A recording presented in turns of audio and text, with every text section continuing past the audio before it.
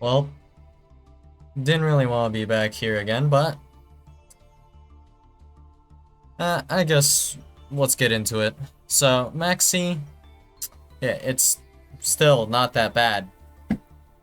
People overreact all the time, but it's just specifically in Master Duel format where it is best of one. Maxi is really not that bad of a card. Like, I mean, we can keep Maxi or it can be gone, whatever. But I will give you the reason why Maxi is somewhat important to the game. So you read Maxi and it's like, oh, during either player's turn, you can send this card from your hand to the graveyard. This turn, each time your opponent special summons a monster, immediately draw one card. You can only use one Maxi per turn. I'm not going to give that brain rot take where it's like, oh, but like if you're against the control deck, like uh Maxi's not that good. Like, of course, if you have Elblick, special summon Elblick, special summon Conk, Chain, Maxi, you draw two still. Whatever. That's like some base level stuff. Not really worth mentioning. I don't really care about that stuff. So, what's much more significant to mention, in my opinion, is, well, a bunch of different deck building stuff. So first off, Maxi is strictly a brick going first. And going second, it can be just a straight up -1 that doesn't do anything. That is because Maxi is a card that is simply a 3 of. And people will typically, if their deck has to worry about Maxi, they will run, of course, 3 Ash Blossom Joy Spring and 2 Called By. That is the minimum.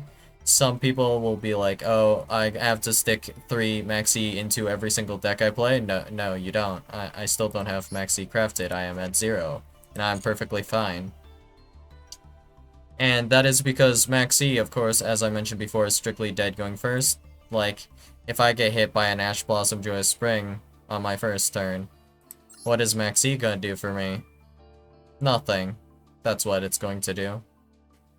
If my opponent drops a Gamma, do I Maxi here? Probably not. You're really gambling your life on that one draw, because if you don't draw, like, a card that you can play with after getting hit by Gamma, then you're screwed. Like, for example, if you normal summon Moyi, and then your opponent chains Gamma to Moyi, and then you Maxi the Gamma to draw one. You better draw, like, exactly long one, and that's probably all you can do, really. Long one, like make Baron or something. That's about it. Doesn't really get you that far. But that's just kind of like not that important, honestly. But what's more important is that Maxi actually has more counters than like every single other like hand trap in the game, actually. Which is surprising, almost. So if we look at every single card I have in this list here, we have Effect Veiler, Droll and Lockbird, we have Ghost Ogre and Snow Rabbit, we have Ghost Reaper Winter Cherries, we have Ash Blossom Joy Spring, we have Ghost Bell Haunted Mansion, Ghost Mourner Moonlit Chill. We won't worry about Lancia right now, but yeah, Lancia. Contact C, Dimension Shifter, Chaos Hunter, Nibiru, Infinite Impermanence. So, what do all of these cards have in common? Well, the only way you can deal with these is with either maybe like a Gamma or like a Called by the Grave, but not really. Because the timing in which you use all of these cards, you can actually play around Gamma. So realistically, if your opponent is playing around Gamma, which... How do you Gamma Nibiru, right? Well, I guess you make Lambda before 5 summons? That's pretty weird, but whatever.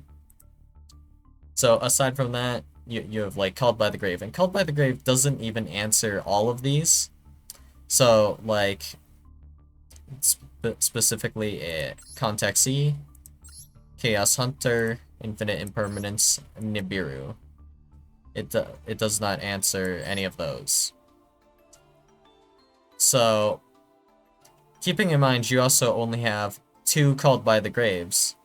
If you get hit by like a hand trap, like that's not Maxi, which you can more easily, like, have a card in your hand to deal with the Maxi than you can these cards.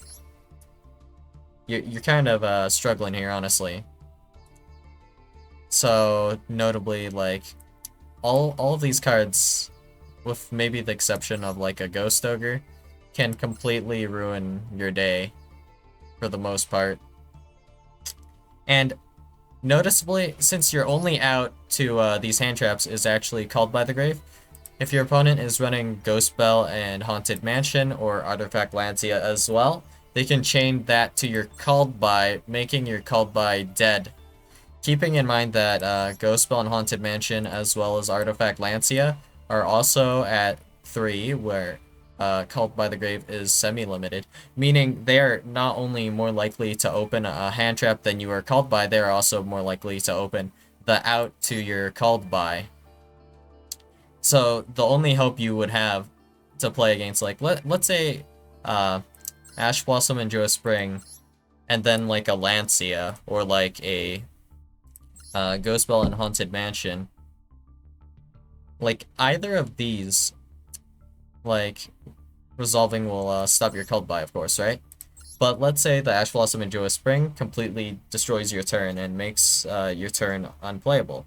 Let's say you're playing Branded and you're trying to resolve Branded Fusion, for example, and your opponent drops a Ash Blossom and Joe Spring. You're completely screwed. There's no other play for you to make this turn, and you probably don't have a play next turn as well. So, in that regard, you're really struggling. And your only hope now is to have the second called by simply in your hand. And your opponent on their next turn will still have 4 cards in hand as well.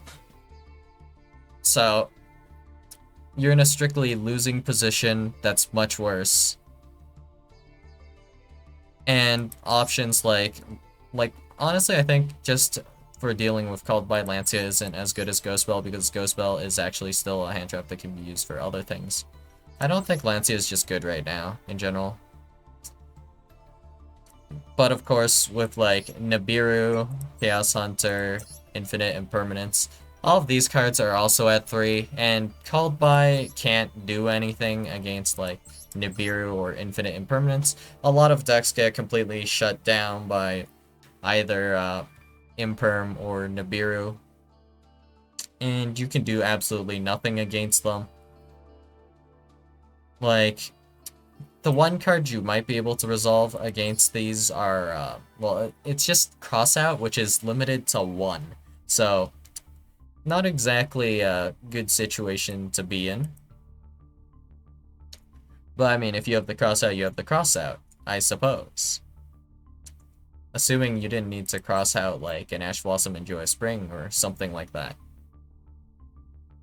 But, with the case of Maxx, Maxx kind of is giving us a bit of the Maxx tax, which is basically like, at minimum you have to run Ash Blossom and Joy Spring, and Called by probably at max copy, so you have 5 cards in the deck.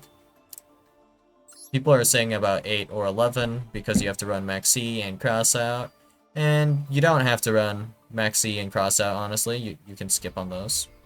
It is nice to have like a few copies of Maxx and Crossout for Maxx and other stuff, but Crossout honestly was not that great into just Maxx. Like, I mean, it does get the job done against Maxx, but it was just a good card in general because it just outs like a lot of hand traps as well. So, like, you can out Nibiru, or well, you can deal with Nibiru, you can deal with Infinite Impermanence, whatever. So, that was in general good. But like, even like if we take Maxx out of the equation, right? All of these hand traps can shut down a turn like by themselves in the right circumstances. Like, yeah, all of them pretty much. Or they can make you go insanely negative. So it's not that much different from Maxx. The difference between Maxx and some of these other cards is simply that there are more ways to deal with Maxx. And you might not, like, see how this is relevant right now, but if we were to ban Maxx specifically, then the stuff I mentioned earlier would be more relevant, like how you have no easy out to Nibiru and whatnot, and all these cards. And if your opponent is playing a Ghost Spell as well, your Called By is dead. It doesn't do anything for you. So that's not helpful. And of course, the hand traps you're running. Well, all of the cards in your deck, realistically, you don't have a good way to deal with, like, an Ash Blossom and Joyous Spring as much as you do, like, a Maxx, actually. So it's just really suffering. There's no real better way to put it, I guess.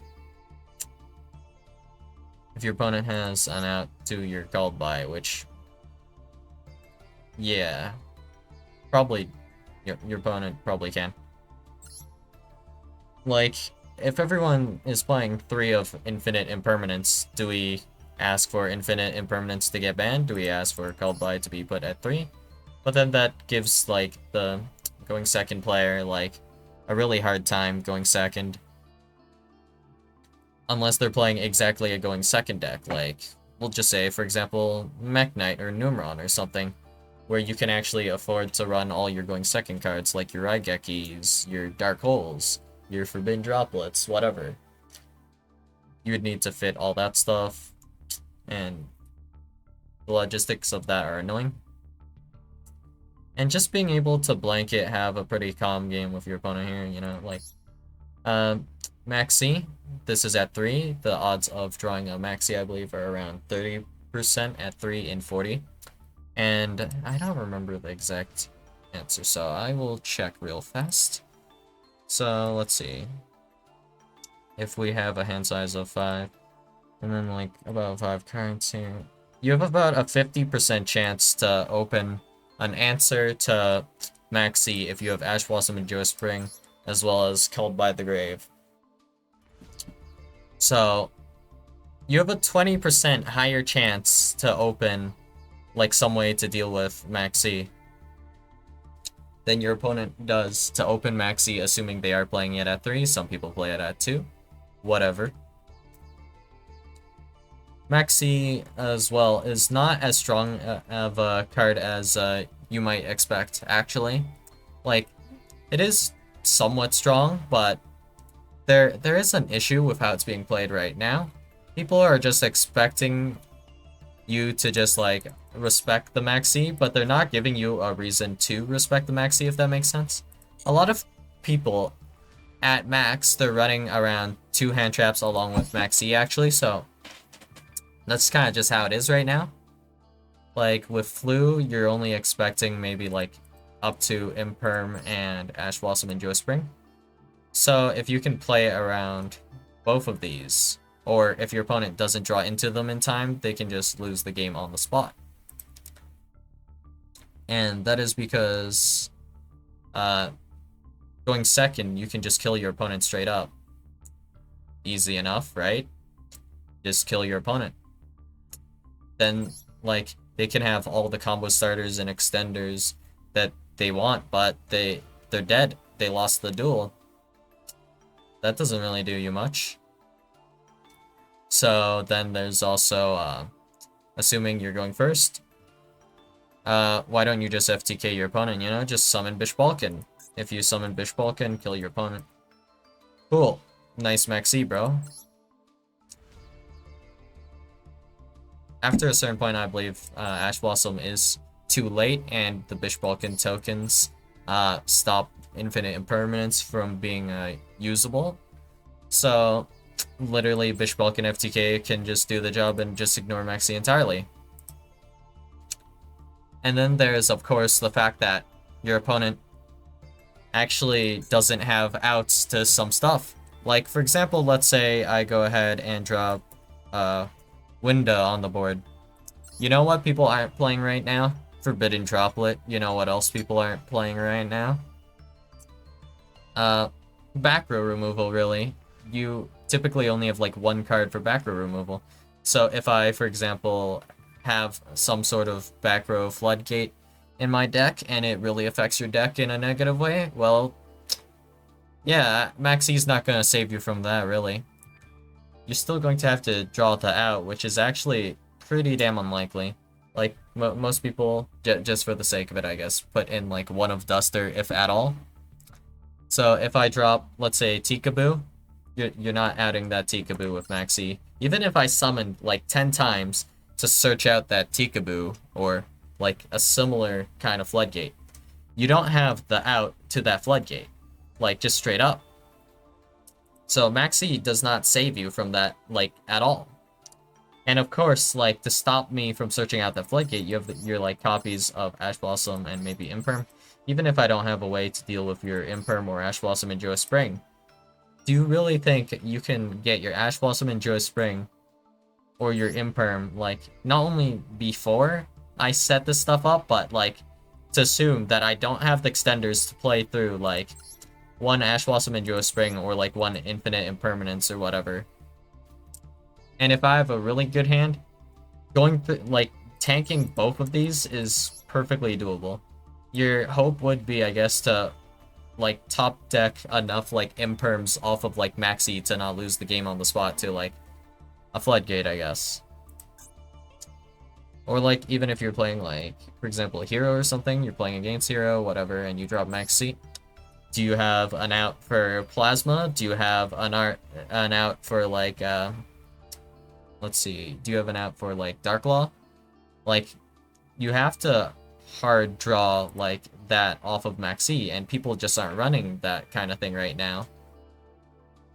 And honestly, this isn't even the worst kind of floodgate board you can set up.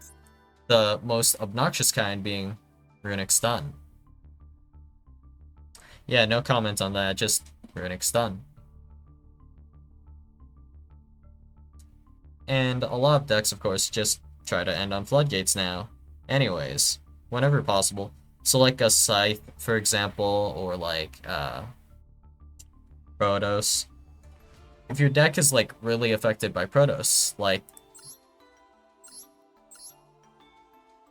the only option you have to deal with like Protos, just the Protos, is specifically having infinite impermanence and then negating Protos when it tries to activate the effect to lock you out of special summoning dark monsters. That's about all you got. If you don't got that, you lose. And of course, Maxi is a brick, like I mentioned before, and you don't have to play Maxi, which enables you to like play better going first. Like, people do say stuff like, oh, but like, you know, your opponent popped off, they have like this insane end board, and now they drop Maxi on you. And that's like, okay. So, it feels bad, but then, like we mentioned before, like, I mean, how many hand traps are, well, how many hand traps do you think your opponent is running realistically? So, if you can't game them on the spot, I guess, kind of rough. You break their board and stuff, whatever. They have extenders and starters for next turn. But they're still, like, down some extra deck cards. Sometimes relevant, sometimes not. So it's, like, not that bad, even if you look at it that way. But then there's also the fact that you don't have any going second cards, like, to board break with, or any, like, cards like hand traps to stop your opponent from playing going first. So, like, was Maxi even relevant? If you take Maxi out of the equation, you were still, like, strictly losing, weren't you? So, like, Maxi doesn't really matter too much here. Or, like, in that situation either. But, like, assuming you were to, like, stop your opponent from playing, like, with, like, a Ash Blossom, and then they drop Maxi on you, like, the next turn, you can just probably OTK through their, like, crappy board that you, like, interrupted. Like, let's say they just normaled a Luber, and they didn't have Branded Fusion in hand, or they search Branded Fusion, whatever the case, you Ash Blossom negate, your opponent drops Maxi on you next turn. I don't know, maybe a bit of update access, and then you win, sure. Surely your opponent will have a relevant card in, like, the next 5 cards, that they draw or whatever, like 5 4 cards, whatever. Like, having one pretty relatively weak, like, monster as your end board, like, you really think you're not going to get, like, OTK'd, like, more or less instantly? Like, come on. Speaking of which, like, there are a good amount of cases where I've seen people just have Maxi in hand and have to pass because they can't play, because they didn't draw enough, like, starters or something. And, like, that issue would be somewhat solved if they didn't play Maxi. Like, sometimes you just brick on 2 Maxi because you're running 3 of them. And that's because you chose to play Maxi. Another demerit to playing Maxi, I guess. So, with the deck building aspect and how, like, Master Duel works, I think it would be significantly more frustrating to play, like, in a best of 1 format where you don't know what hand traps your opponent is playing, right? So you can't, like, as easily have the outs ready in your deck as, like, Maxi is pretty easy to deal with in comparison to, like, Nibiru. If my opponent simply had 3 Nibiru and rocked me, I don't have a single, like, answer for Nibiru, aside from, like, drawing a good enough hand to set up a Monster Negate or Omni Negate before Nibiru, I guess, maybe. Like, sometimes decks just can't do that. Like, for example, swordsoul, actually, they set up Baron on, like, the 6th summon, so Nibiru completely rocks that list. I mean, well, Tier Lament, I guess, not super relevant. Like, they summon Rukelos before you can nib them. So, not the best in that case. And Sprite as well, they summon Gigantic pretty early, and then Gigantic effect stops you from summoning Nibiru, so that sucks. But, like, even with Shifter already, like, you kind of see this frustration with just Shifter by itself already, where you have to open more or less exactly Called by the Grave. I guess this was worse when it was at 3, but, like, you have to open Called by the Grave on your turn going first. Otherwise, you can't play at all because of Shifter. Like, there's no real good option for, like, dealing with Shifter. Of course, like, once again, Gamma, but if your opponent is patient, they can play around Gamma as well, and you still can't play. So, now it's just a luck-based game of, did I have Called by? Did my opponent have Dimension Shifter? Like, and we didn't even need to bring Maxi into the equation here, right? Of course, this is significantly worse than Maxi because, like, with the case of something like an Exo Sister or Flu, if they go first, immediately activate Shifter. Cool. Now your only out is Gamma if you're playing it. And I'd like you to take a guess at how many decks actually play Gamma to begin with. Because the answer is, like, most people don't play Gamma, obviously, right? So, if someone drops a Shifter on their turn going first, going second, you're completely screwed out of playing.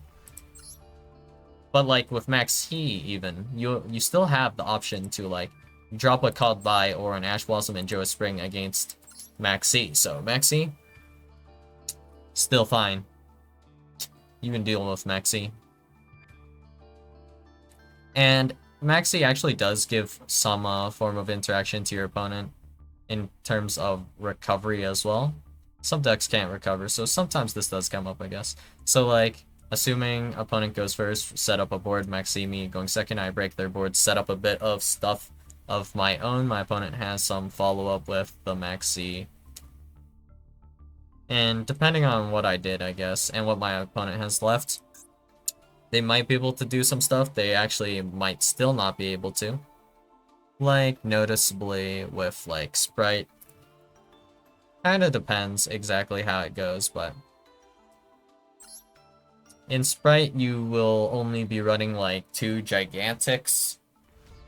So, this is kind of a crazy example, but if I go ahead and Diablosis the second Gigantic, and my opponent already went through the first one, then Maxx doesn't like go like super insane.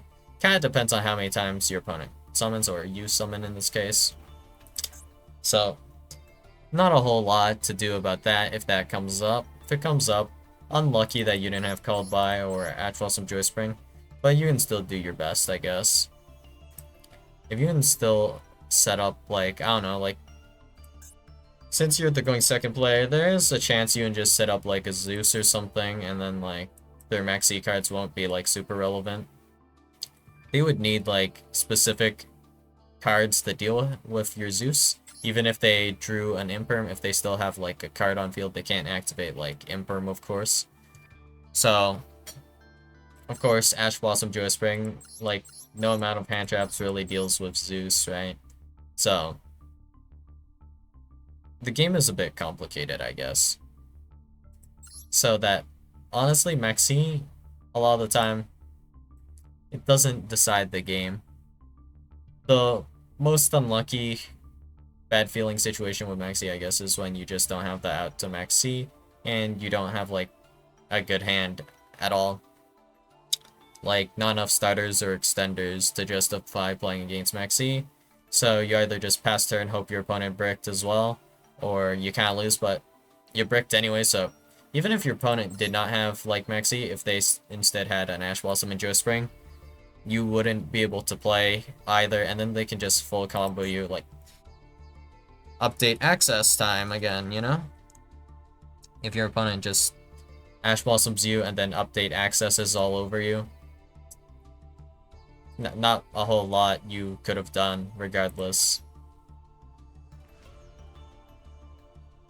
But, like, I guess the best justification I can see to keeping Maxx around is, of course, like, for Master Duel specifically, the point I've been trying to get at this whole video is that, Maxx, by giving, like, by lowering hand trap diversity, it makes the game, easier to play and less frustrating to deal with, like, certain hand traps. Most notably, Infinite Impermanence. Like, most people right now prefer playing Maxx over Infinite Impermanence, and I'll tell you what, Infinite Impermanence is, like, significantly more rough to deal with than a Maxx for a variety of reasons. Ugh. Getting hit by, like, your opponent's Imperm, like, going second into this, yeah, that's not a good feeling. So, let's see.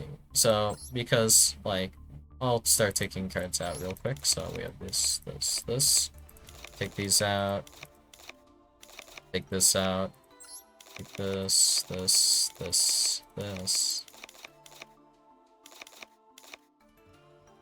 And then, I guess we don't need Imperm? Okay. So, I guess maybe Imperm would be, like, your opponent's, like, last hand trap. I think that's what's being played right now, so, like, something like this, 11 cards. Just knowing that you can expect these 11 cards actually does a whole lot for you. If you, like, didn't have the ability to anticipate this, like, what would you run in your, like, deck to deal with Dimension Shifter? Like, realistically, all you can do is pray for, like, a Called By. Like, if your opponent is also running Ghost Spells and stuff, because they know, like, you'd have to, like, Called By their, like, whatever. Let's go with Droll, for example. You have to Called By the Droll or your turn's completely shut down. Let's say you're playing, like, Pendulum Magicians or something. Then you're in, like, really hard disadvantage. And you can end on basically air. If you get Drolled, there are a lot of decks that end on, like, more or less air. Like, Flu, for example, doesn't end on anything. You end on, like, a single bird that does nothing for you. It's like an 800 attack bird. That's like a complete vanilla. So, in that case, right, you're an easy OTK from that point. But, like, with all these cards actually are, like, not as hard to play into as you might think. Like, as, like, a Nibiru and whatnot. The thing about, like, these cards is not only do you know your opponent is likely running them, but you likely have outs to all of these in your deck. And these cards surprisingly are like easy enough to play around, like with and also I'm struggling with my words right now.